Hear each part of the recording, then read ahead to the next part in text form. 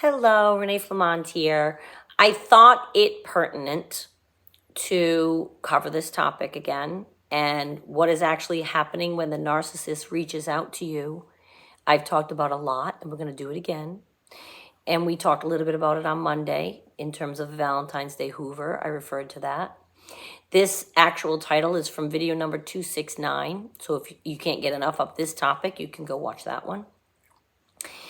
What is actually happening when the narcissist reaches out to you is not what they tell you is happening.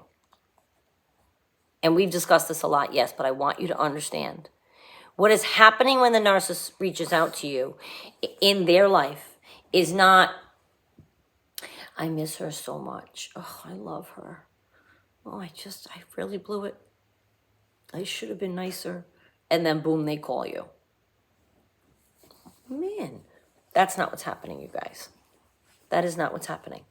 What's happening is whoever they're with whomever they are, should make excuse, they are right now having problems.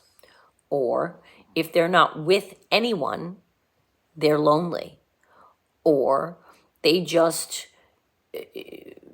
broke up with someone and new supply, the hunt is not going well and they can't land anyone right now. So they reach back out to you because you're the one that will connect with them. And you have in the past, and your proven track record is that you will receive the call, or you will call them back, or you will laugh at their jokes, or they need something fed.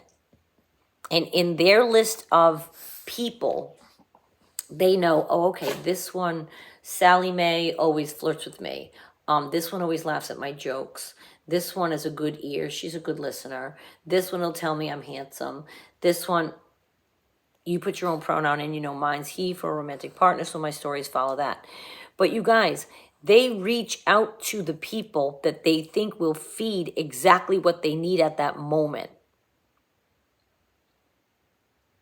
I'm really trying to bring this point home these last couple of weeks because I find so much more than I care to even think about. There are a lot of people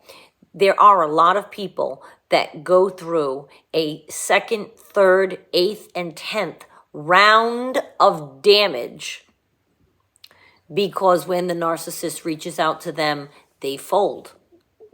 Because when the narcissist reaches out to them, they convince themselves, oh, he loves me. He misses me. He said everything that you don't know how many times I've heard this sentence. He said everything that I've been wanting him to say our whole life. Well, of course he did.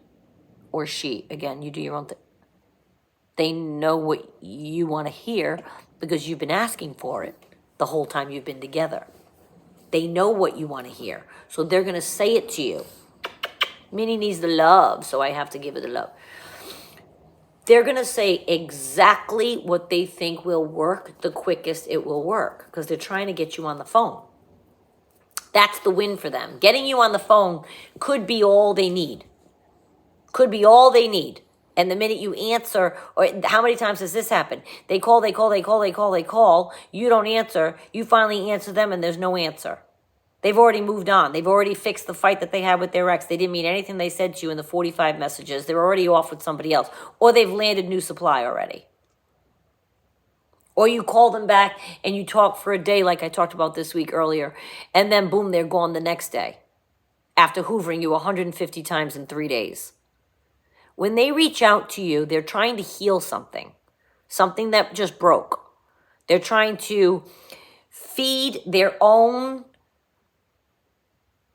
sense of entitlement. They're trying to see that they can still get you. They're trying to win at that. Oh, I'll get it. I'll get it to answer me. Oh, I'll get it to answer me. Oh, I'll say this. This will make her answer me. Oh, this always did it. I'll make her answer me. I'll send her a video of me crying. This will make her answer me. Oh, you guys have no idea. Like the Hoovers were intense with the guy I discussed. And I think about that now and I think, I don't ever have regret. But every single time, so I can't say I wish I never, but every single time I did finally return the call before I finally discarded the end time, every single time, it ended in disaster. Every single time. Because what's actually happening when they hoover you is not what you think is happening. What actually is happening is not they love you, they miss you, they've learned their lesson. It's they got into a fight with someone that they're with right now. It's they can't land new supplies, so their ego is bruised. It's they knew that you were always good for laughing at their jokes or giving them a compliment. It's you didn't cut them off completely and they know there's always a door open, slightly ajar, that you'll have them over and assuage their ego and talk to them and laugh and blah, blah, blah, blah. What's actually happening when they reach out to you is they want to just see if you will answer. They want to just see. It might even just be this. They might be scrolling through their phone, say. Now, mine would never do this, but yours might be scrolling through the phone. They get to the R's, right? Because they're bored, and they're reaching out to a bunch of people, say. And they get to the R's. Mine, I'm probably deleted from his phone. He would never call my phone again. But they see your name, and they go, haven't talked to Renee in a while. Let me just call her. Let me lay on some good love bombing and see what I get. Machine. Okay. Okay, next. After R is Sally Mae. Let me just see. She was always good for a laugh. How are you? Well, you know I love you. I always told you I love you. I'm thinking about you. Hey, remember that time we went to... They'll suck her in right away. Sally Mae might be on the phone with him for 5 minutes. Maybe he didn't get exactly what he needed. Next. Oh, Tammy. Here we go. She loves me. That's what's happening, you guys. That's what's happening. It's not, I think oftentimes we picture like the healthy person, I obviously, you may not be surprised. I love me a rom-com and I like a nice ending. It's not that guy who's healthy they're portraying him as, right? And he misses her. And you want them to end up together at the end. And then he goes and gets her. And, oh dear. Well, somebody's coming in with a package. I'm sorry about that noise.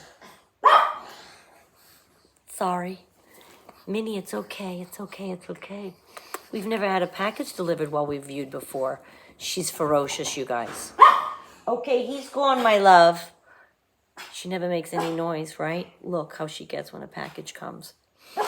I want you to understand that that is exactly what they're going through. It is that duplicitous. It is that duplicitous. It is no less duplicitous. It is no less calculated than what I just showed you. And it might be texts, or it might be email. It could be messenger pigeon. They could stop by your house. However they reach out to you, I want you to understand what is actually happening when they do that. It's not the healthy guy in the rom-com who goes after the girl and they end up at the end of the movie. That's not what it is. The package guy has long left. I heard his truck drive away. And she's still barking. She thinks she's a pit bull. It's not like they show you in the rom-com. He learned his lesson. He misses her. They broke up for a reason. There was an obstacle, right? Every script is basically the same. And then they end up at the end. That's not what's going to happen with your narcissist, and that's not what they're going through in their brain. They don't go through the same process that we see depicted in rom-coms. That's not what's going through. Oh, I miss her. I loved her. I should have been better to her. They could be thinking all those things, maybe, like, I was a good person to him. I hope when he thinks of me, he's like, yeah, she was good to me. I blew that. They might say that. You didn't blow it. I discarded you. But number two, they would never remain in that frame of mind, even if that's on their mind when they call you and they're giving it a good college try and they're like, nope, she was a good kid. I blew that. Let me try to get it back. They're not going to remain in that feeling for long. And if they are getting that feeling, it's a feeling they're trying to convince themselves of, because what's actually happening is they just got into a fight and their ego is bruised. So it's never what we want it to be. They're not hoovering you for what you want it to be. Like the healthy guy in the sitcom that they show, right? That's not what's happening. This is not Notting Hill. He didn't remember it. In that case, that wasn't a narcissist, but in that movie, Julia realizes. That's not what's happening, you guys. No, no, no, no, no, no, no, no, no, no, no. That's not what's happening. I want you to be clear on it, because a lot of us fall victim to that, because we convince ourselves that what they're telling us to try to convince us, we convince ourselves that's real. We convince ourselves that's true. It's no more true when they're reaching out to you as it was when they said it all in the beginning during love bombing. They didn't see the light, and he really meant what he's saying, all the things that he said in love. It's just like the old him again. And that's manipulation. They're doing that on purpose to make you answer, to make you call them back, to make you pick up the phone, send a text, laugh at their joke, give them an ego boost. They're doing that because that's what they need at that moment. Now, if it's a healthy person, they definitely could be having a rom-com moment, and they learned, and they're coming back to you, and they missed you, and all this business. Of course that can happen. I hold out hope for that all the time. I'm an endless romantic in my brain. Oh my God.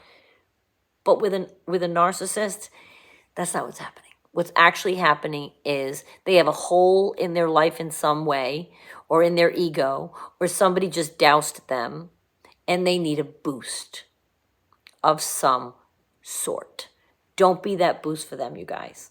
If you have made the decision to no longer be in contact with your narcissist, which is a very personal decision, I never tell anyone to leave because it's your own journey. But if you've made that decision, if they're reaching back out to you, they could tell you all that it's not for any of the things. It's for the reasons I'm telling you. Trust me. And you guys, I want you to remain protected. And I want you to avoid the frustration that can happen when you do answer finally because they're reaching out to you, only to be disappointed again. Every single time I've ever heard about ever ended in disaster. Your narcissist reaching out to you is not going to be the very first time on the earth's history that it lands in a rom-com way. It's not going to be. I'm so sorry to tell you that, because you might be in the thick of it off Valentine's Day with the Hoover. You might have answered them. Tell me in the comments how it's going for you, because that's a dangerous place to reside. I am so glad my narcissist never reaches out to me. That's why I made it so that he knows he should never, ever do so again. And if you don't ever want your narcissist reaching out to you again, there's things you can do and say, but I give you a lot of strength. I send it to you if you're right now being hoovered this week and I'm trying to let you know what's actually happening behind the scenes. Thank you so much for watching all week. I hope you guys have a great weekend, and I will see you Monday.